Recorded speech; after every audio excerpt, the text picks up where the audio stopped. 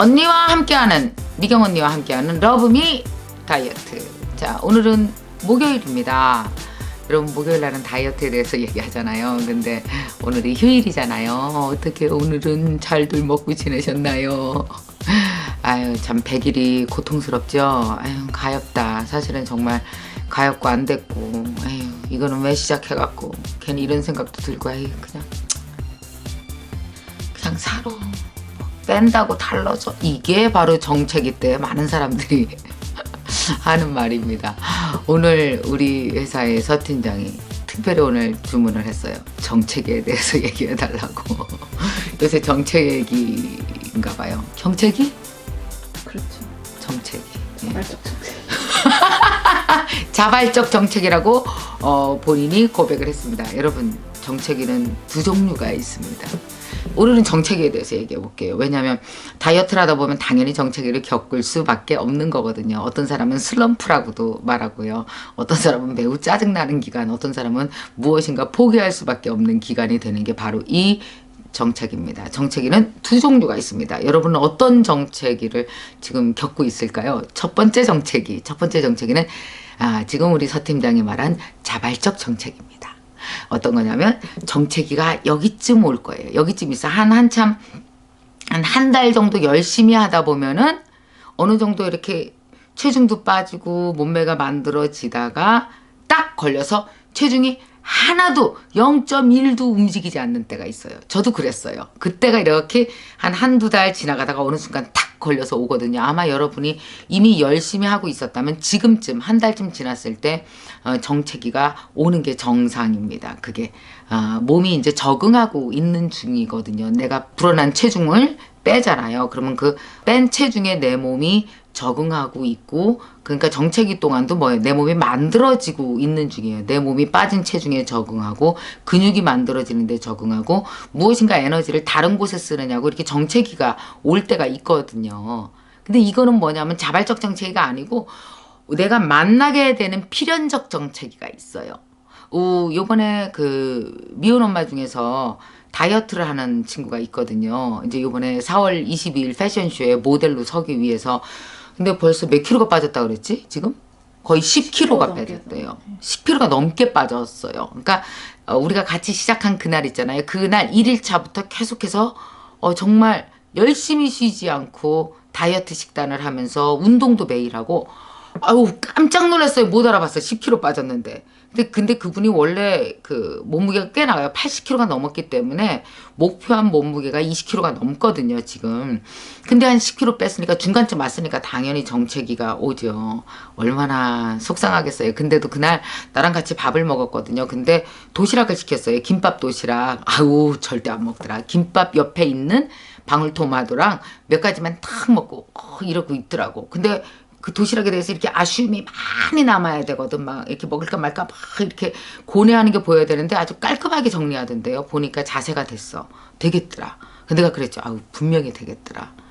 그 친구는 거기까지 온 게 너무 기특한가 봐요. 중간에 사람들이 막 칭찬하는 거 너무 빠졌다, 너무 이쁘다, 허벅지가 날씬해졌다 이러니까 막 나 모델로 설 수 있을 것 같죠. 그러면서 자기의 다이어트 한 달 동안 한 얘기를 하면서 막 울더라고요. 눈물이 날만 하죠. 정말 혼자 아이 기르면서 막 살도 빼고 이런 생각 전혀 못했대요. 오히려 체중이 불고. 알죠 여러분? 스트레스 많이 받고 사는 게 힘들면 오히려 살이 쪄요. 근데 선생님이 이렇게 모델로 내가 다이어트 할 수 있을 거라고 나를 믿어주시고 뽑아줘서 내가 이렇게 하고 있다고. 저 4월 22일 날 모델로 설 때는요 완전히 당당하게 너무 정말 당당한 엄마로 나는 설 거예요. 이러면서 아들도 그렇게 엄마 살 빼는 걸 좋아하고 박수를 친다네. 그러면서 막 눈물을 흘리더라고요. 어떤 사람에게 사실은 내 몸을 사랑하는 러브미 다이어트잖아요. 내가 나를 사랑하고 내 자존감을 끌어올리는 이 다이어트는 어떤 사람에게 중요한 터닝 포인트가 될 수도 있는 것 같아요. 근데 우리 회사 그 서 팀장이 있어요. 작년에 내가 살 뺄 때도 옆에서 자기도 빼겠노라며. 왜냐? 옆에서 보면 다이어트가 엄청 쉬워 보이거든요.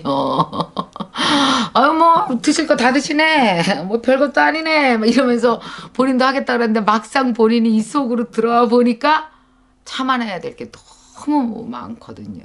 그러니까 그렇게 쉬운 게 아니라는 걸 알았어요. 그래서 이번에도 또 여러분과 같이 다이어트를 시작을 하는데 아마 여러분도 그런 사람이 분명히 있을 것 같아요. 일이 너무 바쁘잖아요.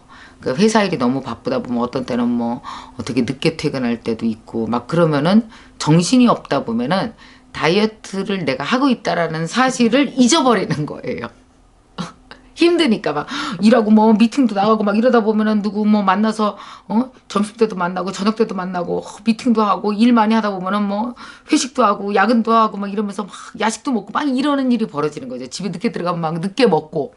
그러니까 너무 바쁘다 보면은 내가 다이어트를 하고 있다는 사실을 잊어버리면서 이렇게 쭉 한 달 동안 열심히 빼서 만나야 되는 정체기를 만나야 하는 거. 필연적 정체기에 가 있는 게 아니라 한 달 후에 올 정체기를 땡겨 쓰는 거지. 벌써 정체기가 와버렸어. 이게 무슨 뜻인지 알아요? 안 했단 얘기예요. 다이어트를.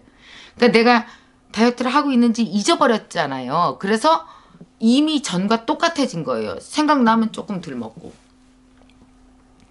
좀 잊어버리면 또 먹고 있는 나를 발견해서 아, 나 다이어트 중인가? 아닌가? 헷갈리고. 그럼 자면서 또 되게 후회해. 아유, 내일부터 진짜 해야지. 이러고 나서 대충 한 12시까지만 다이어트를 해. 아침을 안 먹는 거죠. 12시까지 이렇게 불안하게 밥을 쳐다보면서 안 먹어.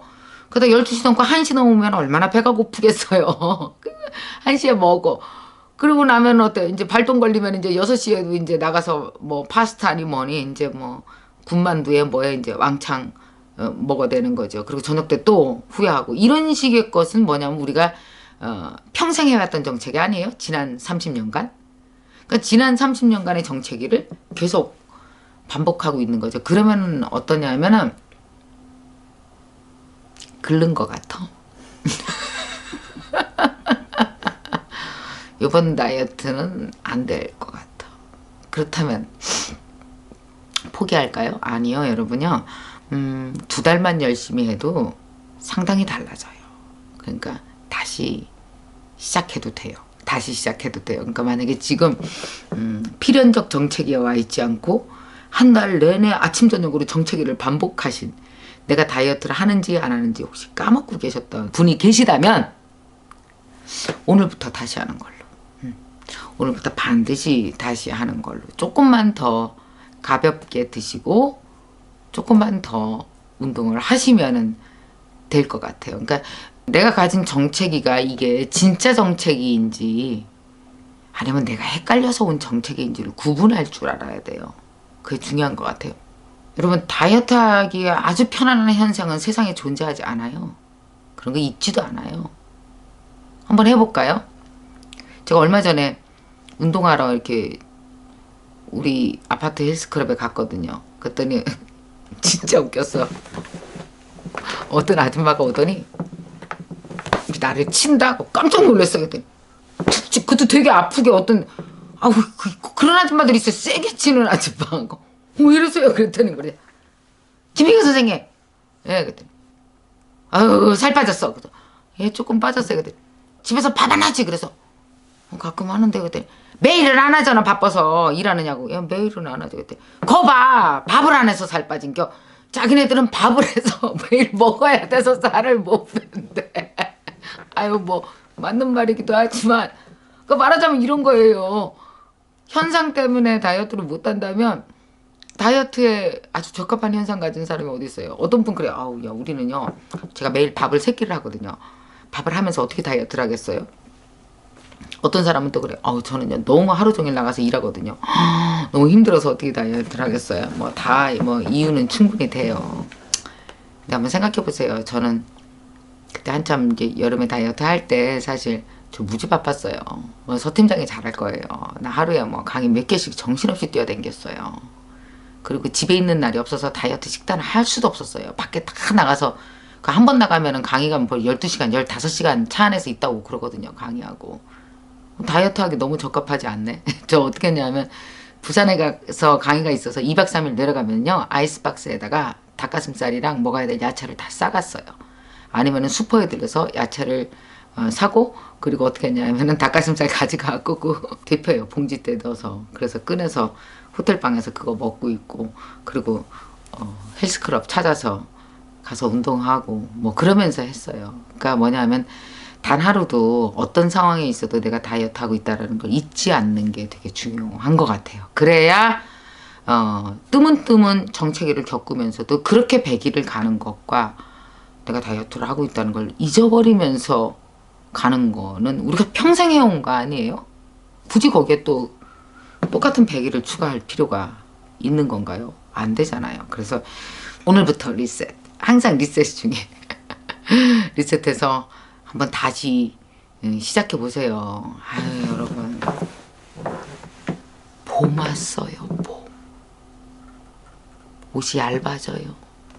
이제 지금 입은 그 패딩 다 벗어야 돼. 아유, 내가 뭐 꼭 이렇게 다이어트를 하라고 꼭 주장하는 건 아니에요. 안 해도 돼요. 뭐 안 한다고 뭐 큰일이 벌어지나 삶에 뭐 큰 차이가 나나. 그러나 그 내가 원하는 요만큼의 삶의 질이 또 다른 많은 다름을 갖고 올 수 있다면 한 번쯤 우리가 인내를 가지고 노력해 봄직 하지 않을까?